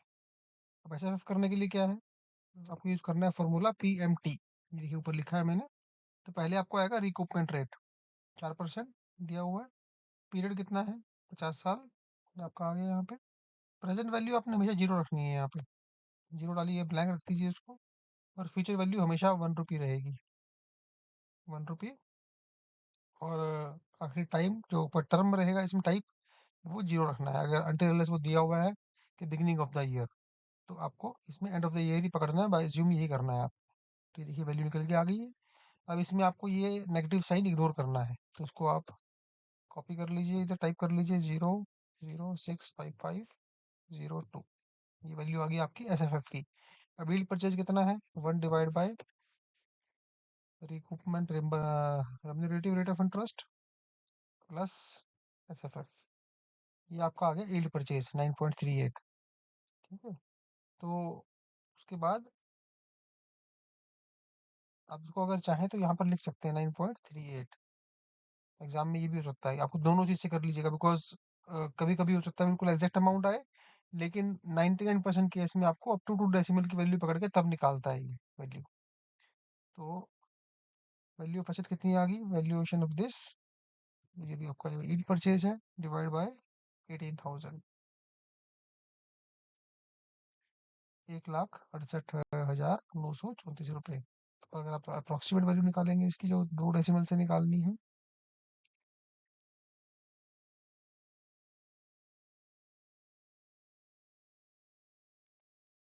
आपकी ये वैल्यू आएगी 1,68,840 रुपये। तो आप दोनों निकाल लीजिए एग्जाम में। अगर आपको ये वाली वैल्यू नहीं मिलती है, तो फिर आप 2 डेसिमल पकड़ के तो निकालिएगा वैल्यू। करेक्ट। तो ये 99% केस में 2 डेसिमल तक की यील्ड परचेज पकड़ के वैल्यू निकालनी है आपने। लेकिन अगर ये वैल्यू ना मिले और बहुत ही नजदीकी आंसर है, तो आप बिल्कुल एग्जैक्ट अमाउंट यहाँ से फॉर्मूले से निकाल सकते हैं, और ये आपका वैल्यू मैच कर जाएगा उसके साथ। यहाँ पर आप क्वेश्चन देखेंगे जो हमने किया, 1,69,002 रुपये। तो मोटा मोटा आपका ये वैल्यू यहाँ पर मैच कर रही है। तो इसके साथ ही आज का सेशन खत्म करते हैं। बहुत लंबा सेशन था, थोड़ा सा हैवी था। अगर आपके कुछ डाउट्स हैं अभी भी, तो आप कॉपी पे नोट कर लीजिए। जो अगर आप मेरी ऑनलाइन क्लासेस में आ रहे हैं, तो वहाँ पर हम इन डाउट्स को फर्दर क्लियर कर देंगे आपको। अदरवाइज आप वीडियो को बार बार देख सकते हैं और दोबारा से देख के इसको आप डाउट क्लियर कीजिए। अगर आपको ये चैप्टर क्लियर नहीं हुआ है, ये सेशन क्लियर नहीं हुआ है, और ये आपको डिस्काउंटिंग मेथड्स नहीं आए हैं, तो आप केस स्टडीज नहीं कर पाएंगे। इसलिए सेशन बहुत इंपॉर्टेंट है, इसको ध्यान से रखिए। अगर आपको सेशन अच्छा लगा तो प्लीज आप इस पे लाइक कीजिए, कमेंट्स कीजिए, अपने अपने साथियों से शेयर कीजिए, चैनल को सब्सक्राइब कर लीजिए, और मेंबरशिप लीजिए या फिर क्लासेस ज्वाइन कीजिए अगर आपको लगता है क्लियर करना है आपको इसको और डाउट्स। और ताकि थोड़ा सा मोटिवेशन मिले, और स्पीड से हम जो हिंदी वाले वीडियोस हैं उसको और फास्ट स्पीड से और मोटिवेशन से इसको डाल सकें। धन्यवाद एक बार फिर से। तो मिलते हैं जल्दी ही, मिलते हैं आखिरी 8वें और आखिरी खंड में इस चैप्टर के साथ, और फिर उसके बाद हम नेक्स्ट टॉपिक को स्टार्ट करेंगे।